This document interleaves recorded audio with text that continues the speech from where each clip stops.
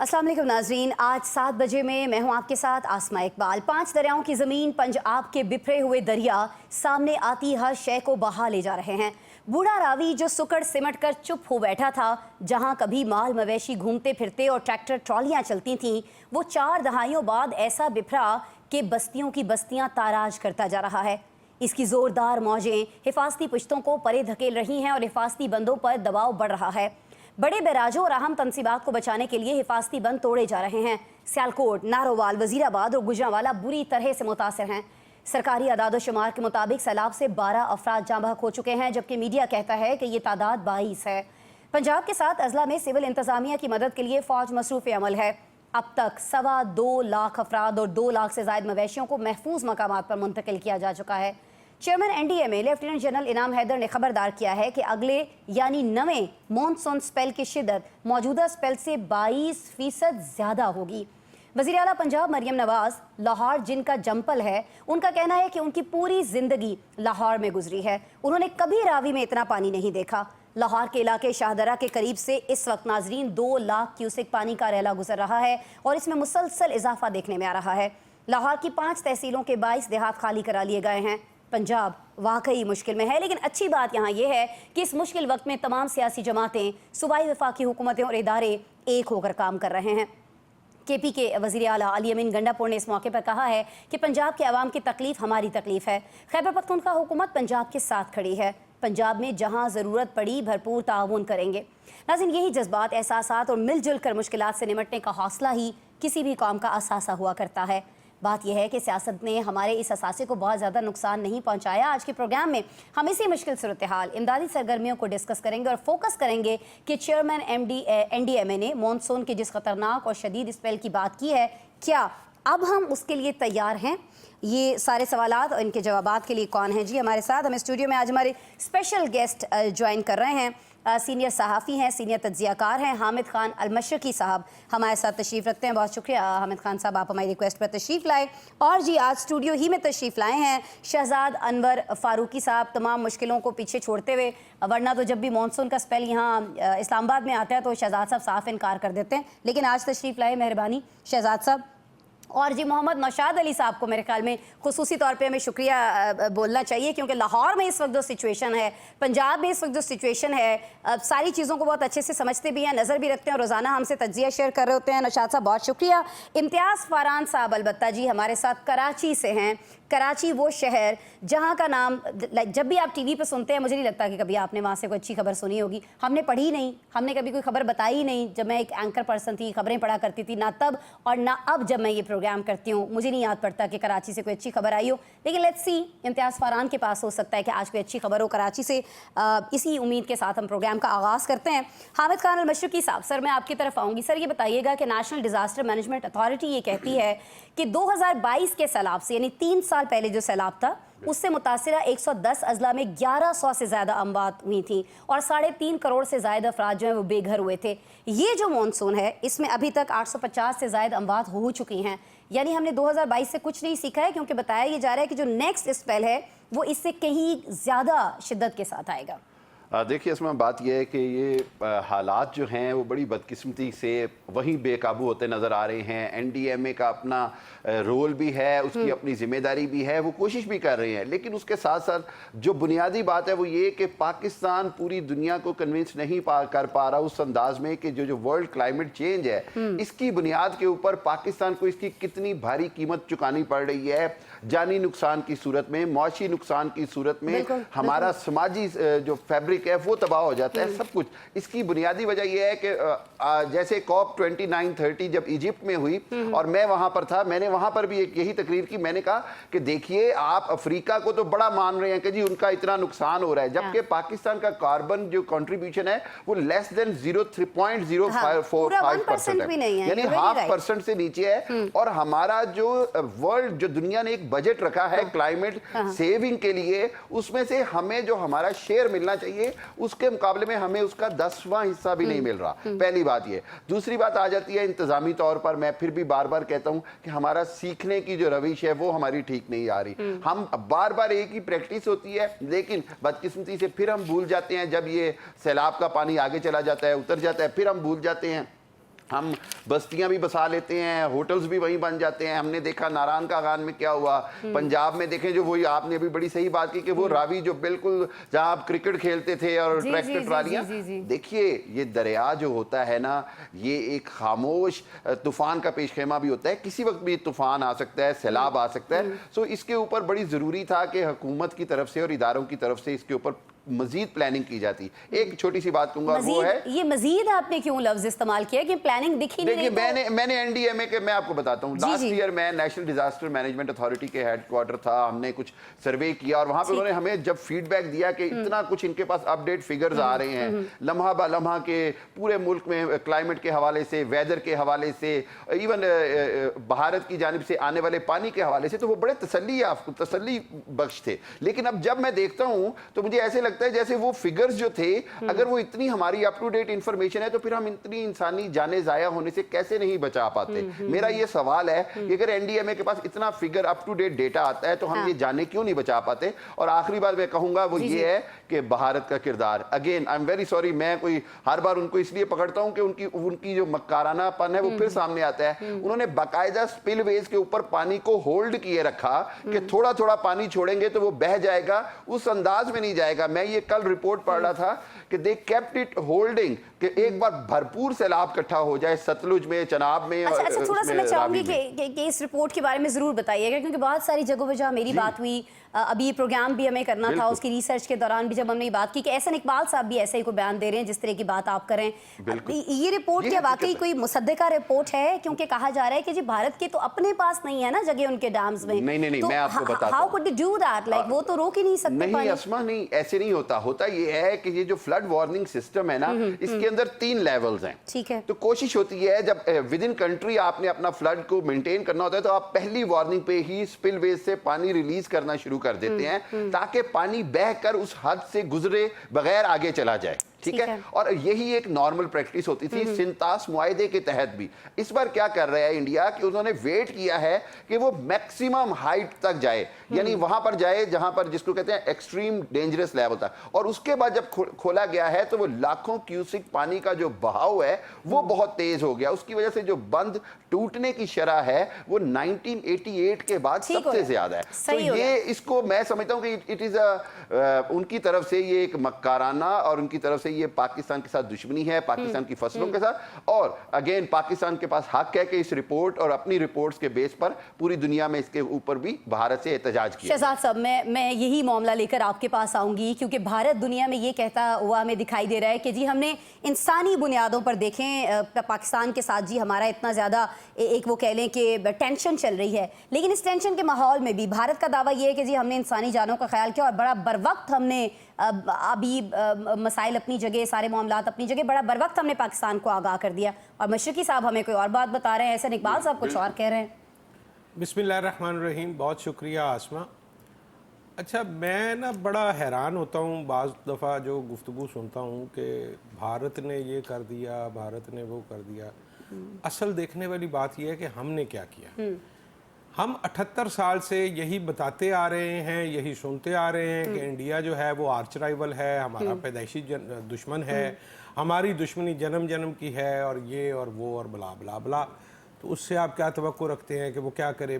पानी जो है इजाफी वो अपनी जेब में डाल ले और आपको कहे कि आप मौज करें। जैसे अब वो जब साहब कह रहे हैं थोड़ा आहिस्ता आहिस्ता भी तो किया जा सकता है, उसको छोड़ा जा सकता है। गुजारिश सुनिए ना, वो आपका दुश्मन है, आपको हर तरह की सूरत हाल के लिए तैयार होना चाहिए। आप अपनी जो नाअहली है, जो एनडीएमए की आप बात की अपनी नाअहली को छुपाने के लिए कभी भारत पे डालते हैं, कभी चाइना पे डालते हैं, कभी समंदर पे डालते हैं, कभी कुदरत पे डालते हैं।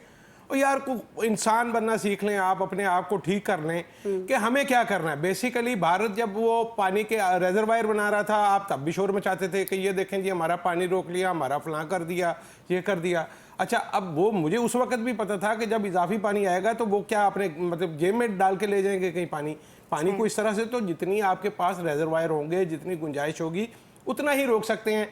वो आपकी दुश्मनी में, मक्कारी में उसने रोक के रखा, आहिस्ता आहिस्ता नहीं छोड़ा, एकदम छोड़ दिया। तो भाई हमें पता है वो हमारा दुश्मन है। अभी मतलब 2-3 महीने पहले तो हमारी उनके साथ झड़प हुई है, तो हम क्या कर रहे थे? आप मुझे बताते हैं वो एनडीएमए वाले, वो पीडीएमए वाले, वो हमें बताते हैं कि जी वो ये, और यार बताने के अलावा भी कुछ करो ना। आप सारा, जब सैलाब तो आता है 2-4 साल बाद एक दफ़ा, तो जो 2-4 साल बैठ सब के बहा के ले आप जाते तनख्वाहें लेते हैं, तो आप प्लान किया करें ना कि पानी आएगा तो हम क्या करेंगे, फसलों को कैसे बचाना है, रेजरवायर कैसे बनाने हैं।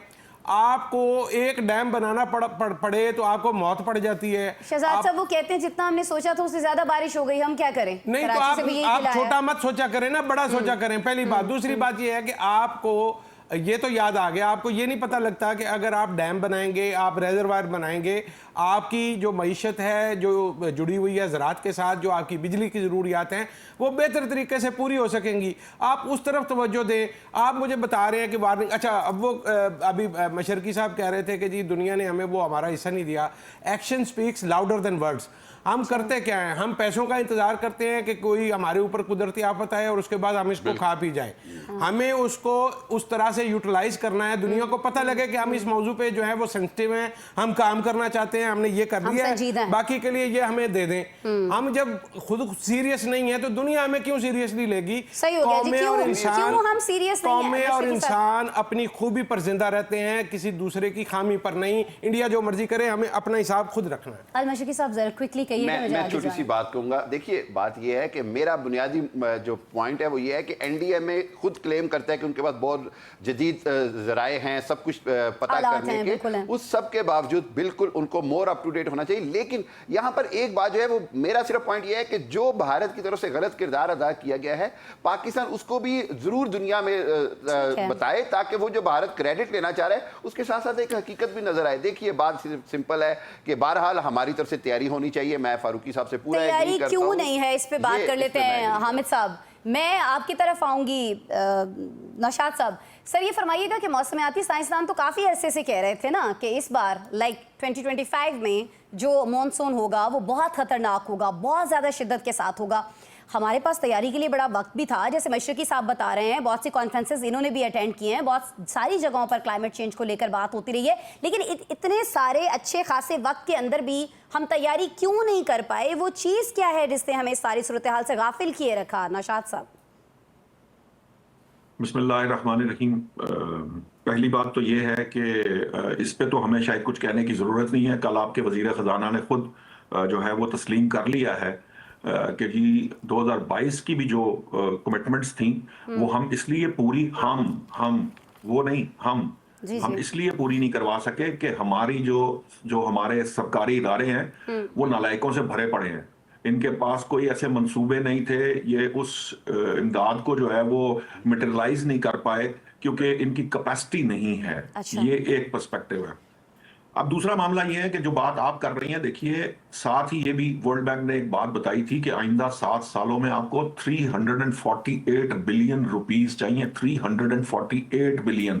आप समझ सकती हैं कि 2-4 अरब डॉलर के लिए हम पता नहीं क्या क्या रगड़ना पड़ता है हमें आईएमएफ के सामने। तो 348 यानी 350 अरब डॉलर हमें आइंदा 7 सालों में दरकार हैं इन मौसमियाती तब्दीलियों से निपटने के लिए और तरक्की का पहिया जो है वो चलते रखने के लिए। ये दूसरा फैक्ट है। तीसरा फैक्ट जो है इसमें बड़ी इंपॉर्टेंट जो एक पहलू है जी सर। जो भारत की डिबेट है, देखिए ये बात दोनों बातें दुरुस्त हैं। फारूकी साहब भी ठीक कह रहे हैं और हामिद खान मुशर्रकी साहब भी ठीक कह रहे हैं। ये जो मौसमियाती तब्दीलियों से निपटने का मामला है ये है पैसे का खेल। ये डैम की बात हम कर तो देते। पहली बात तो ये हमारे यहाँ तो एक कालाबाग डैम जो है वो बचपन में मैंने जब होश संभाला तब से सुनना शुरू किया वो मसला, आज तक मैं उसी को सुना जा रहा हूं। हालांकि मैं आपको एक दिलचस्प बात आज यहां बताता हूं जिसपे आप लोग सब हैरान होंगे कि मैदानी जो इलाके होते हैं वहां डैम्स एक्चुअली बनते नहीं है। वहां डैम्स बिजली वाले और वो वाले मामलात नहीं होते, वहां वाटर रिजर्वायर्स बनाए जाते हैं। और कल भी मैंने आपको याद होगा प्रोग्राम में कहा था कि हमारे पास कुछ 4-4.5 हजार पंजाब में नेचुरल वाटर रिसोर्सेज डेवलप किए जा सकते हैं बआसानी, विदाउट एनी कॉस्ट, यानी बहुत मिनिमल कॉस्ट के साथ। हमने वो भी नहीं किए। हमारा हाल ये है, हम असल में मैं माजरत चाहूंगा, हम शायद इंतजार करते हैं इस बात का कि हमारे यहाँ कोई कैटास्ट्रोफी आए, कोई हमारे यहाँ कोई ऐसा अंधोनाक वाकया हो जिसकी बुनियाद पर हम जो है ना वो दुनिया से इमदाद मांग सकें। हालत ये है कि हम 20% ले पाए हैं जो हमारी कमिटेड थी, जो जिनेवा में हमारी कॉन्फ्रेंस में जो हमसे कमिट किया गया था पैसे, उसमें से हम सिर्फ 20% लेने की पोजीशन में आए थे। सो मामला ये है कि ये सारी जो बातें हैं मुझे याद है मंगल वाले दिन ही कहा है प्राइम मिनिस्टर ने कि हम अकेले नहीं निपट सकते, पूरी दुनिया को हमारा साथ देना होगा। भाई दुनिया साथ देने के लिए तैयार है, हम खुद अपना साथ देने के लिए तैयार नहीं है। मैं ये सवाल करना चाह रही नहीं थी है कि ये तो आपस में एक दूसरे का साथ देने को तैयार नहीं है। किसी और सूबे के वज़ीर आला ने क्या बात करनी है, इनकी अपनी पार्टी के लोग। नौशाद साहब, आपकी इजाजत से मैं इम्तियाज फरहान साहब की तरफ जाऊंगी। इम्तियाज साहब, गो के आप कराची में हैं, सिंध में हैं सर, लेकिन मैं चाहूंगी कि ख्वाजा आसिफ साहब ने जो बात की है सर, वो ज़रा हमें समझाइएगा आप कि ये जो आबी गुजरगाहें हैं, नाले हैं, इन पर जो तजावुज़ात हैं, फैक्ट्रियां हैं, आबादियां हैं, ख्वाजा आसिफ साहब कह रहे हैं कि सरकारी ज़मीनों की जो लूट मार लगी हुई है, बारिशों के बाद तजावुज़ात के खिलाफ बहुत बड़ी एक कार्रवाई की जाएगी। तो सर, ये तो सीधा सीधा आपको नहीं लगता कि वो पंजाब हुकूमत को चार्जशीट कर रहे हैं? और अगर वो वाकईतन ऐसा कर रहे हैं तो ये जो कार्रवाई जिसकी वो बात कर रहे हैं कि अरबों रुपए के नुकसान के बाद होनी चाहिए है, ये पहले क्यों नहीं की गई सर? पहले वो खामोश क्यों रहे, या उनकी पार्टी के दीगर लोग चुप क्यों रहे? बिस्मिल्लाहिर्रहमानिर्रहीम।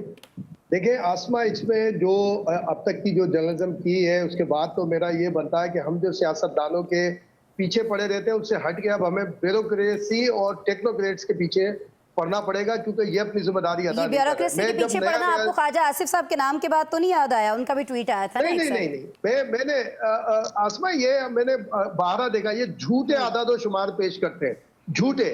अब एनडीए में 2005 में कायम हुई थी जल्जले के बाद। पैसा कितना अमाउंट है इनके पास, क्या किया अब तक? सिर्फ हाई अलर्ट, लो अलर्ट, और सिर्फ इसके अलावा क्या आप कभी कोई मेंशन किए कोई रिसर्च पेपर? मैंने नहीं देखा, हो सकता है मेरी कोताही हो, मैं नहीं पहुंच सका हूं उस तक। कोई रिसर्च पेपर हो कि हमने क्या करना है, मीडिया ने क्या करना है, जो मुखैर आजाद हैं उन्होंने क्या करना है, और जो हुकूमतें हैं उनको क्या करना है। बस जब इस तरह का कोई डिजास्टर आता है तो आपको पीडीएमए का या एनडीएमए का कोई आला अफसर किसी हुकूमती आला अफसर के साथ, आला शख्सियत के साथ नजर आएगा। ये जो आप तो सर, ये जो एस्टेब्लिशमेंट डिवीजन फैसले करता है, जो लोगों की तकर्रुरियां और तबादले होते हैं ब्यूरोक्रेसी के अंदर, वो कौन करवाता है सर?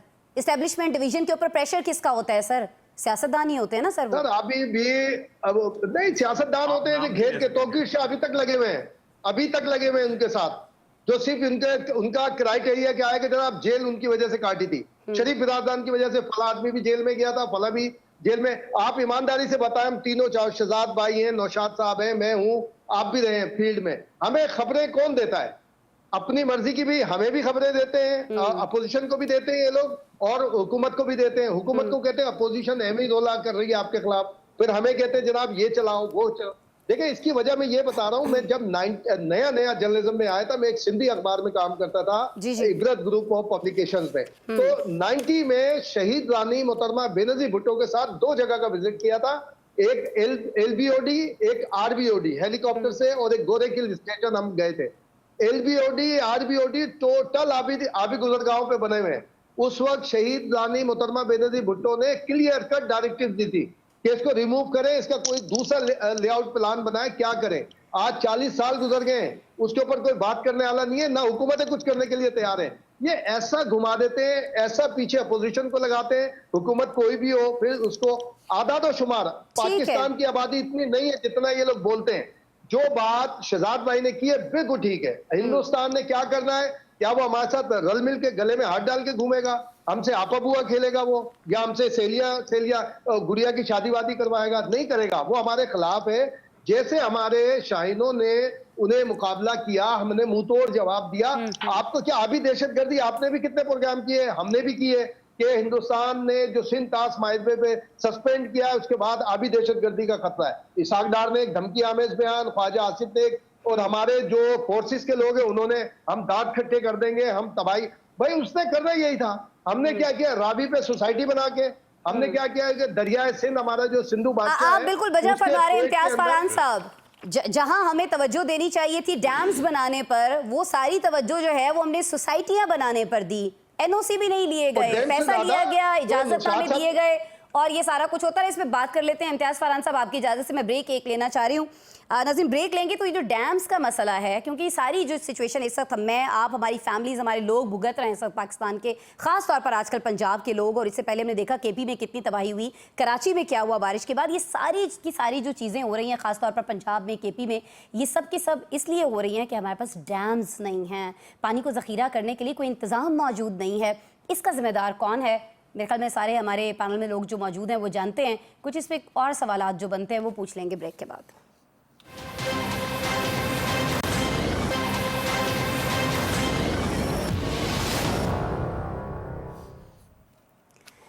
वेलकम बैक जी। ब्रेक पर जाने से पहले जी बात हो रही थी कि ये जो सारी सिचुएशन है इसका जिम्मेदार कौन है। इसके जिम्मेदार वही लोग हैं जिसने इस मुल्क में डैम्स नहीं बनने दिए हैं। एक डैम जिसका जिक्र मेरे ख्याल में हम पैदा होने के बाद से फ़ौरन बाद से जब होश संभाला था तब से सुन रहे हैं, वो है कालाबाग डैम।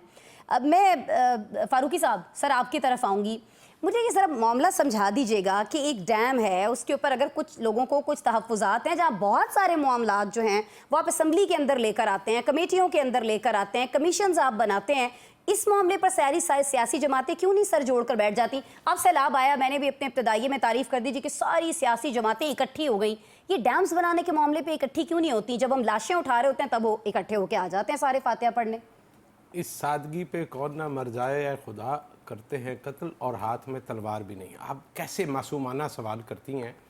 गुजारिश ये है कि जिस दिन किसी सियासतदान, किसी हुक्मरान, किसी ब्यूरोक्रेट, किसी सिविल, किसी मिलिट्री ब्यूरोक्रेट के घर वाले बह जाएंगे ना सैलाब में, और जिस दिन उनकी ज़मीनें और घर बार और माल मवेशी जिस दिन रुड़ जाएगा ना, उसके बाद आप देखिएगा कि ये प्रायोरिटीज़ कैसे बनती हैं। आपके हेल्थ के मसाइल हैं, एजुकेशन के मसाइल हैं, ये जिन तबकात का मैंने जिक्र किया है ना, इनका कोई बंदा मरे ना ज़रा इधर सरकारी अस्पताल में कहीं, तो देखो फिर सरकारी अस्पताल आपके कैसे ठीक होते हैं। ये आपकी अभी गुजरगाहें, वो ऑन अ लाइटर नोट वो कह रहे हैं ना रावी में पानी आ गया, तो 38 साल से इतना पानी नहीं आया।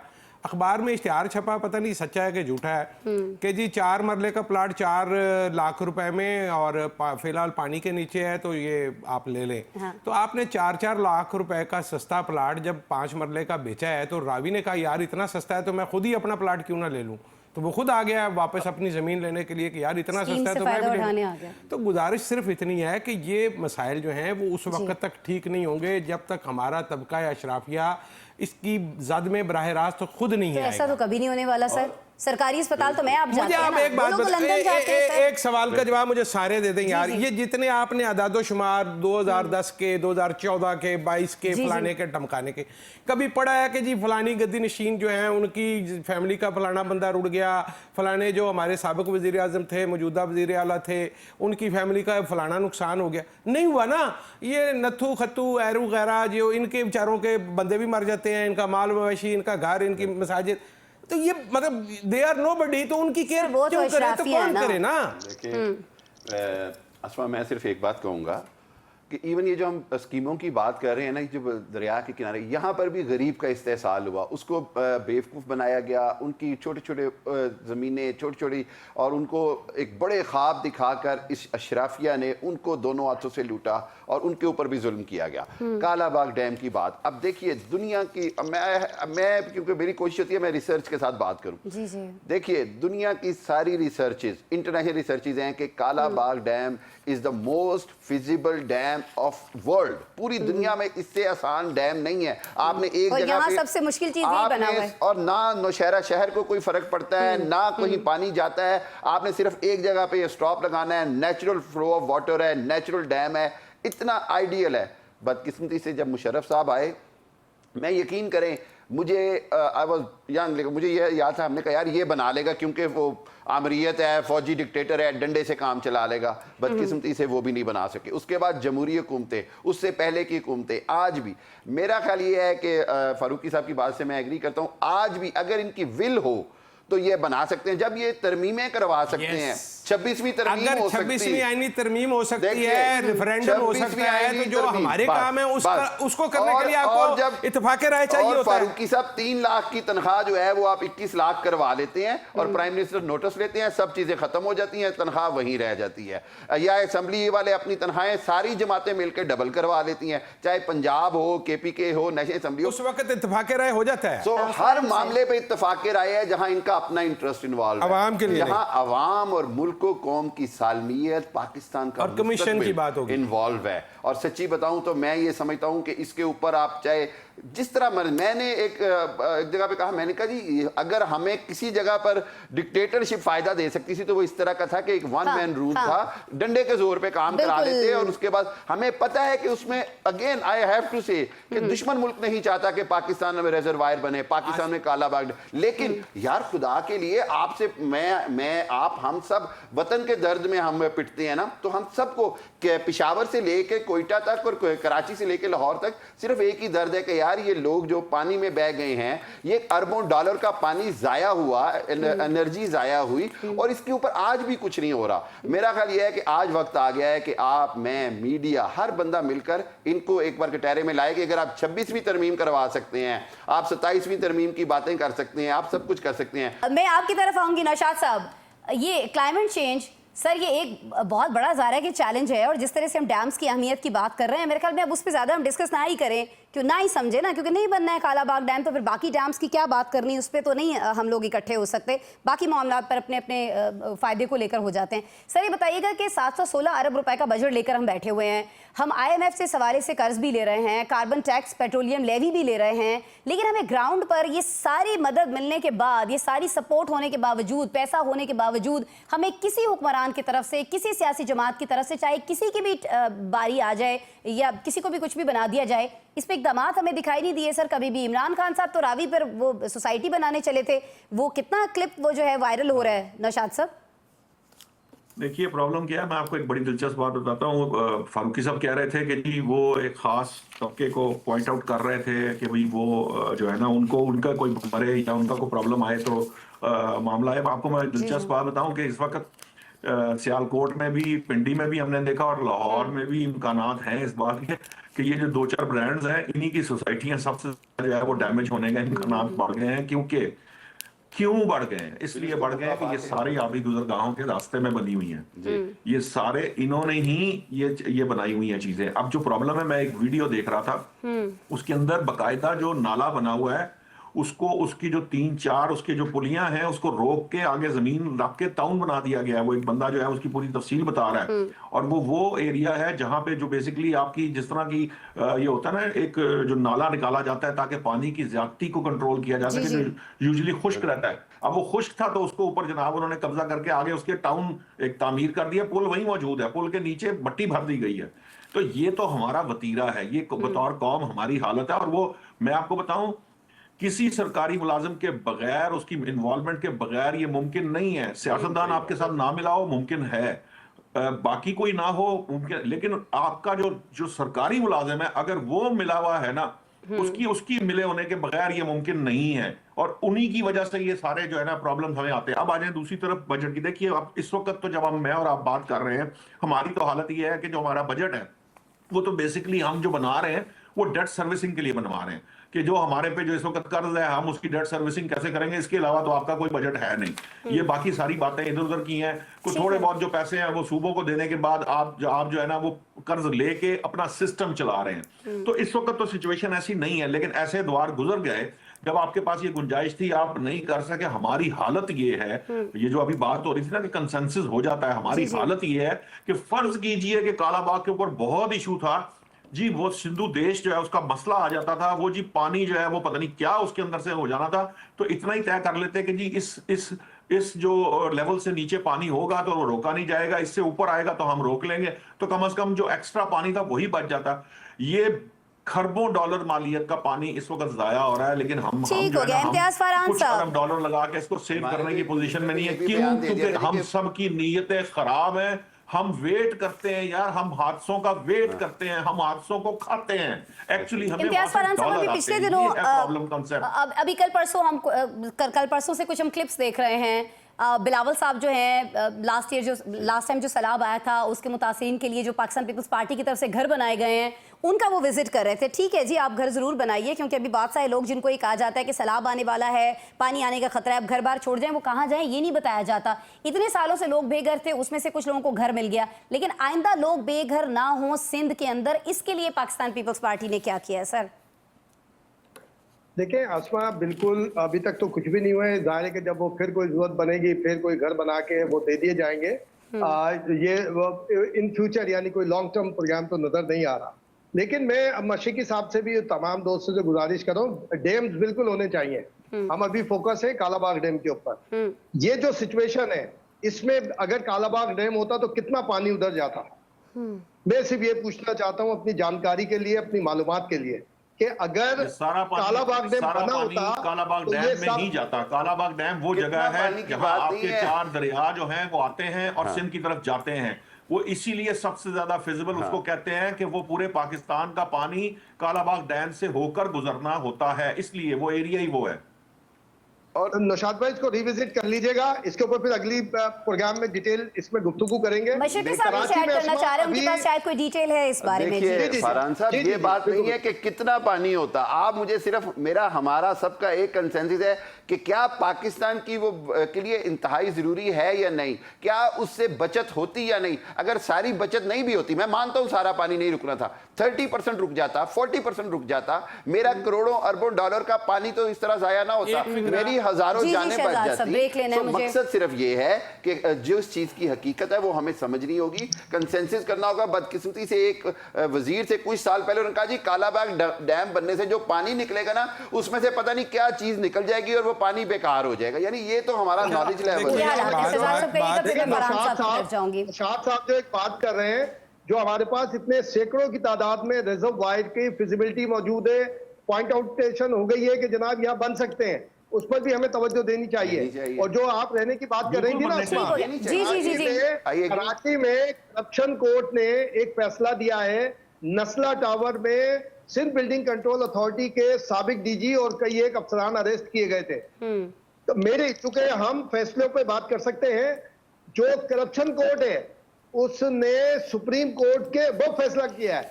सुप्रीम कोर्ट में चीफ जस्टिस गुलजार अहमद ने नस्ला टावर इसलिए तोड़वा दिया था और वहां से पीपल्स पार्टी को छोड़ दें। सुप्रीम कोर्ट ने भी ये नहीं सोचा था कि ये यहाँ पे बेघर होंगे तो वो रहेंगे कहाँ।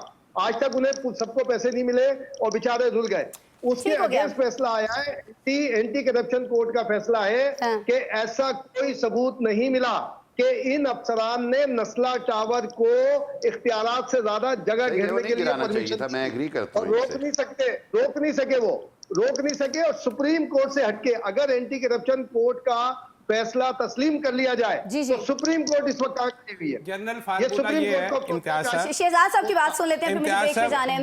जनरल फार्मूला ये है कि पैसे लेके अगर आप फंस जाओ तो पैसे देके छूट जाओ, ये कोई इतना बड़ा इशू नहीं है।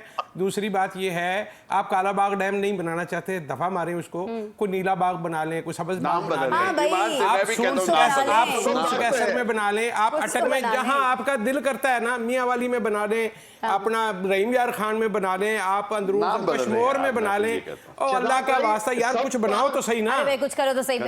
सब बाग डैम तो बना हुआ है, सब बाग डैम बना हुआ है। सर एक कांस्टेबल, एक साबिक कांस्टेबल जो है वो दरिया की बेड के अंदर कांस्टेबल पूरी सोसाइटी बना रहा है, बना तो रहे ऐसे ये बना सकते हैं, बनाने वो सोसाइटीज बना रहे हैं। और हमारे लिए इम्तियाज फरहान साहब ने बिल्कुल बजा फरमाया, जिस तरह शहजाद साहब कह रहे हैं कुछ तो बना लें, तो उन्होंने कहा है कि भाई सब्ज बाग है ना, सब्ज बाग डैम बन रहे हैं, तो बस वही बन सकते हैं। आवाम के लिए ब्रेक लेते हैं जी। दरियाओं की आबी जारहियत की कुछ हमने बात की है, अब कुछ भारतीय जारहियत के हवाले से हमें जिक्र करना है, जिसका एक बार फिर से बड़ा चर्चा है। सोशल मीडिया पर हम सुन रहे हैं कि जी भारत किसी 5 साला प्लानिंग में है जंग के लिए। क्या हो गया है भारत को, डिस्कस करेंगे ब्रेक के बाद।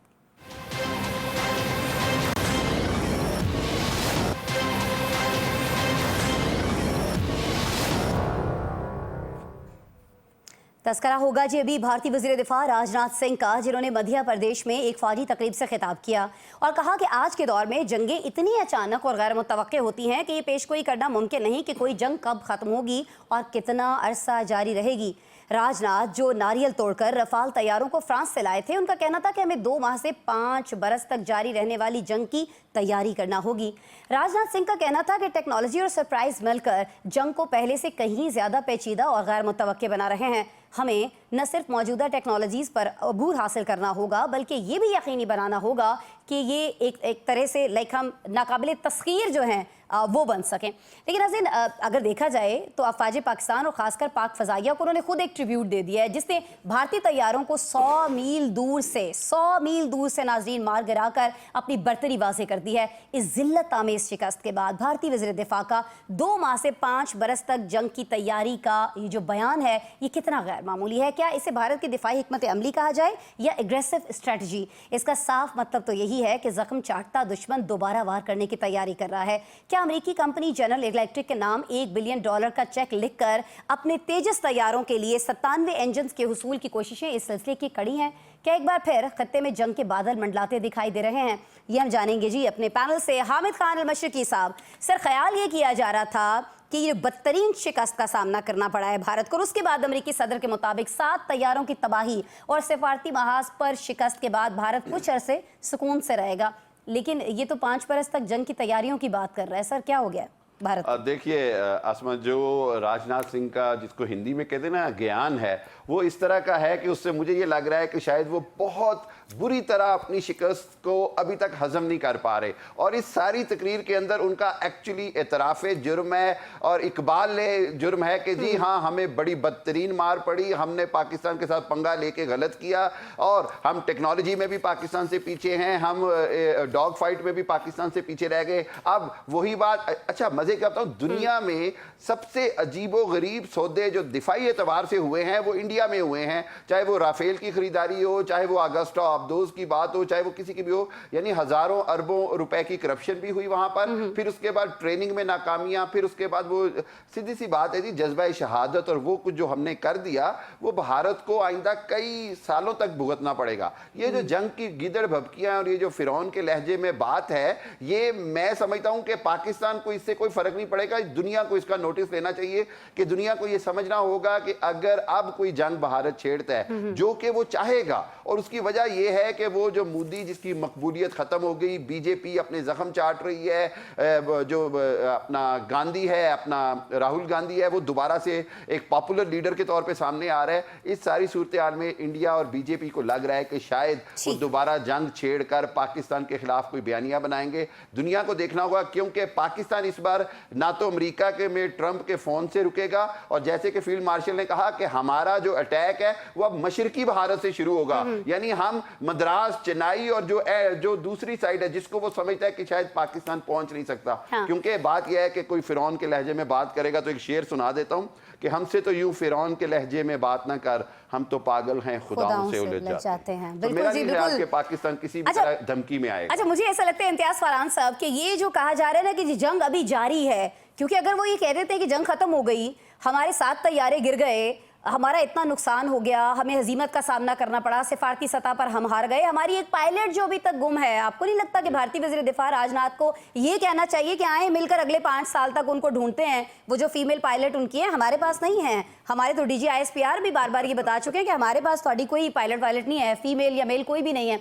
आपको नहीं लगता कि उनको ढूंढने पर तवज्जो देनी चाहिए? और दूसरा, ये जो राजनाथ बार बार कहते हैं कि जंग जारी है, वो सिर्फ और सिर्फ इसलिए कहते हैं इम्तियाज साहब के कई लोग ये ना पूछते हैं कि भाई जंग खत्म हो गई तो फिर तुम तो हार गए हो, तैयारे तो हमारे गिरे ना, भारत के गिरे, पाकिस्तान का क्या नुकसान किया आपने?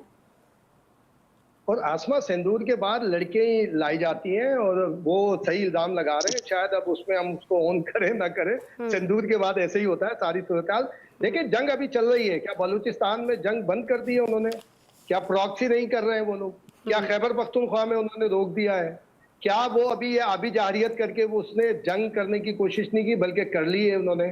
देखिए, जो शरीयत है, इस्लाम है, हमें हमेशा तैयार रहने का हुक्म करता है और हिदायत करता है कि जंगी तौर पे तैयारी। जब आपको पता है ज़रबे अज़्ब, हम जब राहिल शरीफ साहब के दौर में ये ज़रबे अज़्ब ऑपरेशन का नाम आया था, तो इसमें डिटेल बाकायदा बताया गया था कि अज़्ब जो है वो हुज़ूर पाक सल्लल्लाहु अलैहि वसल्लम की उस पसंदीदा तलवार का नाम है जो वो डिस्प्ले करके अपनी दीवार पर रखा करते थे, तो उसका नाम रखा गया था। तो वो उसने यही करना है। उसने जो ये बातें की हैं वो हमें माशी महाज पर हमसे जंग करने के लिए और ये दहशतगर्दी के महाज पर ये सब करने के लिए, तो एक तो हमारी मुसल्लह अफवाज लड़ रही है और शिकस्त भी दे दी और देंगी और दे रही है। लेकिन क्या मेरी आपकी जिम्मेदारी नहीं बनती कि मैं भी निगाह रखूं पूरे मुल्क के अंदर? मैं भी ये ना कहूं ये मेरे मोहल्ले का चूंकि दहशतगर्द है, मेरा रिश्तेदार दहशतगर्द है, मेरे कबीले का दहशतगर्द है, तो मैं इसको पॉइंट आउट ना करूं? तो हमें भी तो अपने एजेंसीज की, अपने इदारों की आंख नाक कान बन के काम करना पड़ेगा। क्रिटिसाइज करें अगर वो अपने किसी किरदार से, कैरेक्टर से हट के अगर कोई काम करते हैं, आप भी क्रिटिसाइज करते हैं, हम सब क्रिटिसाइज करते हैं। असल में जब हमारे पास कुछ करने को नहीं होता ना, तो हम क्रिटिसिज्म करने लग जाते हैं दूसरों के ऊपर। नहीं करना चाहिए। अब हमारे जो फोर्सेज हैं, जो सरहदों की मुहाफिज है, हमें उसको करना चाहिए। हमें उसकी बिल्कुल ये धमकी को कबूल करना चाहिए और हमें हर महाज पर तैयारी करनी चाहिए अपनी कि हम एक सर जी मरतबा हमारी फिर- तैयारी मुकम्मल है और आपने बिल्कुल सही फरमाया। बिल्कुल। धमकी क्या, बल्कि मैं तो इसको गीदड़ भभकी कहूंगी ना। धमकी तो वो के पोजीशन में ही नहीं है धमकी देने की, तो गीदड़ भभकी हैं। सर आप कुछ कहना चाह रहे हैं हामिद साहब, फिर मुझे आगे देखिए, जाना है। बड़ा क्विक से मैं कहूंगा कि सर, मैं प्लीज। ब्रसल्स में था और फील्ड मार्शल की तकरीर मैंने खुद सुनी। मैं आपको बताऊं, उन्होंने इस खूबसूरती से इंडिया की हर साजिश का जवाब दिया और इस खूबसूरती से हर चीज पॉइंट आउट कर दी कि चाहे वो बलोचिस्तान में प्रॉक्सी करे, अब हम गिन गिन कर और चुन चुन कर उसकी प्रॉक्सीज को मारेंगे, चाहे वो फितनातुल हिंदुस्तान हो या फितनातुल खारिज हो या पाकिस्तान पर नापाक हमले का कोई इरादा हो। अब पाक फौज, पाकिस्तान की आवाम सब एक बार फिर मिलकर उसको बदतरीन शिकस्त और सबक सिखाने को हमेशा तैयार हैं और हमें कुछ भी करना पड़ा। अब हम ना तो सिंतास मुआहदे के हवाले से भारत को पीछे हटने देंगे, और फील्ड मार्शल ने कहा और बड़ा वाज़ेह पैगाम दिया कि हमारे मिसाइल्स और हमारी टेक्नोलॉजी जो है वो उनकी उम्मीद और उनकी पहुंच से भी और सोच से भी बहुत आगे है। तो ये तो हमने पूरी दुनिया को दिखा दिया ना नौशाद साहब। ये जो अमेरिकी टैरिफ के बाद की सिचुएशन है, जिस तरह से भारतीय मईशत बहुत ही ज़्यादा अब हमें कह रहे हैं कि ज़बरदस्त धचके के बाद मज़ीद कमज़ोर होती हुई दिखाई दे रही है। आपको लगता है कि इस कमज़ोर मईशत के साथ तवील अरसे की एक जंग का मुतहम्मिल हो सकता है भारत किसी तौर से? मैं तो असल में मैंने तो इस बयान को बहुत संजीदगी से इसलिए नहीं लिया कि ये बेसिकली हमारी कंजम्पशन के लिए नहीं था, ये भारतीय आवाम की कंजम्पशन के लिए है। और ये जो राहुल गांधी साहब ने जो उनको रगड़ा लगाया है कि जी अगर आप जंग जीत रहे थे तो 5 घंटे में क्यों बंद की, 24 घंटे का अल्टीमेटम था, आप तो पहले ही लेट गए, तो जीत रहे थे तो क्यों लेट गए, ये वो मामला था जिसका वो बेसिकली जवाब देना चाह रहे थे। इसके अलावा और कुछ नहीं है। एक बात, दूसरी बात यह है कि ये इसमें तो कोई शक नहीं है कि वो जंग जारी रखेगा। वो जंग बहुत अरसे से कर रहा है पाकिस्तान के खिलाफ, ये दहशतगर्दी के पीछे उसका आता है, ये किसी से ढका छुपा है नहीं। अब तीसरा मामला ये है कि चूंकि ये जो जंग है, ये जिस जंग की वो बात कर रहे हैं, इसके अंदर ये है कॉवर्ट ऑपरेशंस के जरिए और उसके जरिए जो पहले से उसके बजट से उसके पास है वो करता चला आ रहा है। हमारा काम है उसको फॉइल करना या उसको सही हो खत्म गया करना। सर। लेकिन जो 50% टैरिफ की आपने बात की है ना, ये जो एक मसला है ये बहुत संजीदा है। वहां पे इस वक्त मिलें बंद होना शुरू हो गई हैं, ले ऑफ शुरू हो चुके हुए हैं। उनकी इकोनॉमी को इतना बड़ा डेंट पड़ सकता है, $40 बिलियन तक का नुकसान जो है वो कोई मजाक की बात नहीं है। तो जंग तो भूल जाएंगे सारे, वो तो उनके अंदर जंग शुरू हो जानी है। और अभी तो वहां पे जो सेपरेटिस्ट मूवमेंट्स चल रही हैं वो जब आवाज उठाएंगी तो फिर उसके लिए बहुत बड़ा मसला बन जाएगा। मोदी साहब अगर जो ये कुर्बानी की बलि जो है अगर मोदी हुकूमत की ना दी गई तो मैं आपको बता देता हूं आज के दुनिया में, दुनिया के नक्शे पे भारत के अंदर से कई मुल्क जो है वो आपको बनते हुए नजर आएंगे। ये जो इस वक्त सिचुएशन है भारत के अंदर, वहां पाकिस्तान जो जंग जीता, पूरी दुनिया के अंदर जो हिंदू पाकिस्तानी रह रहे हैं, कभी उनसे पूछ के देखें, हिंदू बोलने जोगे नहीं है। कोई भारतीय जो है ना वो बात करने जोगा नहीं रह गया किसी पाकिस्तानी के सामने। ऐसा ही है, लेकिन विद इन द कंट्री जितनी आवाज उठी हुई है वो आपके यहाँ पे इस तरह आती नहीं, क्योंकि वहां मोदी जो गोदी मीडिया है वो राज करता है। वरना अदरवाइज अगर वो आप एक्चुअल उसका जो लेवल है वो आपके सामने आ जाए तो आपको ऐसा लगेगा जैसे कोहराम बरपा है। मोदी जो है वो भारत का गोरबाचोफ होगा। मैंने तो सिंपल सी बात हमेशा ये कही है। अच्छा, मैं शहजाद साहब आपकी तरफ आना चाह रही हूँ। रियली सॉरी, मुझे प्रोग्राम चूंकि क्लोज करना है। बहस तो खैर इस पर बड़ी लंबी हो सकती है भारत के साथ जो हुआ है। देखिए शहजाद साहब, ये फरमा दीजिएगा कि अमेरिकी सदर खुद ये कह चुके हैं, माने भारत या ना माने, लेकिन उन्होंने ये कहा कि एक तो उन्होंने भारत से कहा कि भाई अब बस कर दो, और पाकिस्तान की तरफ वो आए कि भाई अब आप अटैक्स करना बंद कर दें क्योंकि भारत की बस हो गई है। और ये उन्होंने भारत के मिन्नत तरले करने पर पाकिस्तान से उसके बाद ये बात की। साथ ही साथ उन्होंने ये भी बहुत सारी जगहों पर बताया है कि एटमी जंग से ये दोनों जो ममालिक है सिर्फ 2 हफ्ते की दूरी पर थे। तो आपको नहीं लगता कि इतनी सीरियस जब पहले ये सिचुएशन होने जा रही थी तो अब तो उससे भी ज़्यादा सिचुएशन बिगड़ सकती है, क्योंकि अब तो पाकिस्तान बिल्कुल भी इस चीज़ को बर्दाश्त नहीं करेगा। पहले तो हमने कुछ दिन देखा था, दुनिया को भी दिखाया कि भारत क्या कर रहा है, तो क्यों ये दोबारा से हमाकत करने की कोशिश कर रहा है या बातें कर रहा है भारत?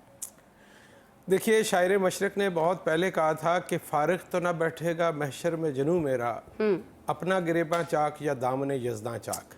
हम बतौर कौम ना लफ्ज़ों के चस्के लेते हैं। हजीमत, खाक चटा दी, ज़ख्म चाटने पर मजबूर हो गया, उसने वो और यार देखो फिल्मी सी बात है। हम 5 साल तक, हमने भी कहा था 100 साल तक जंग जारी रखेंगे, घास खा लेंगे, वो कर लेंगे। तो ये पब्लिक कंजम्पशन के लिए, दाखिली कंजम्पशन के लिए इस तरह की बातें हुआ करती हैं। जंग अगर उसका बोझ सोवियत यूनियन नहीं उठा सका तो भारत किस बात की मूली है? सोवियत यूनियन टूट गया, अब अमेरिका की कमर दौड़ी हो गई है और वो मुख्तलिफ जगहों पे अपनी जारी जो जंगे हैं उनका बोझ नहीं उठा समेट पा रहे हैं, रहा, हाँ, बिल्कुल। तो भारत कैसे उठा पाएगा? ये तो बड़ी फजूल सी बात है। बाकी अब भारत, वही मैं नौशाद साहब की बात से इत्तेफाक करता हूँ, चूंकि दाखिली तौर पे बड़ी खिंचाई हो रही है मोदी साहब की। वो मोदी साहब कहा करते थे पता नहीं 38 इंच की छाती है कि पता नहीं कितने इंच की छाती है। अब वो असल में छाती जो है उसका साइज सुकड़ के हो गया है बहुत कम, और वो लोगों को पता लग गया कि इनको मार पड़ी है, और ये जो है ना इनके कपड़े शपड़े भी उतार दिए हैं पाकिस्तान ने। तो उसके बाद से वो उनको अब अपनी इज्जत बचाने के लिए, वो जिस तरह फिल्मों में होता है ना कि फलानी अगर हम इस जन्म में ना मिले तो हम अगले जन्म में मिलेंगे, और सच्ची मोहब्बत वही होती है जिसमें मिलाप नहीं होता। तो ये इस तरह की एक बात है। जैसे इमरान खान ठीक कहा हो गया। करता है कि वो हमारी जंग जो है ना वो हकीकी आज़ादी तक जारी रहेगी। ये एक बड़ी लंबी टर्म है, हकीकी आज़ादी किसने देखी, कब देखी? तो ये उसी तरह की एक बात है कि जी हम पता नहीं 5 साल तक जंग जारी रखेंगे, देखते हैं क्या करते हैं ये। चलो, मेरे शेख रशीद याद आ गए जो कहते थे ना खेत लहलाएंगे ना चिड़ियाँ चहचहाएंगी। तो जी आपको बड़ा शौक हो रहा है, 5 साल क्यों? बस मेरे ख्याल में 5 घंटों में ही फैसला हो जाएगा, शायद इससे भी ज़्यादा वक्त में, क्योंकि अब पाकिस्तान जो है वो, पहले तो हमने कुछ दिन वेट किया था, अब हम बिल्कुल भी इंतज़ार नहीं कर रहे होंगे किसी के लिए भी कि वो इंटरवीन करेगा और आपकी जान छुड़ाएगा। बहरहाल जी, भारत को इसी मैसेज के साथ आज के प्रोग्राम की हम क्लोजिंग कर रहे हैं। हामिद साहब आप मौजूद थे, नौशाद साहब, शहजाद साहब, इम्तियाज़ फरहान साहब, आप तमाम लोगों का बहुत शुक्रिया। और नाज़रीन, आपने पूरा वीक हमारा ये प्रोग्राम देखा। कमिंग मंडे हम आपसे दोबारा मिल रहे होंगे। अपना बहुत सारा ख्याल रखिएगा। अल्लाह ने के बाद।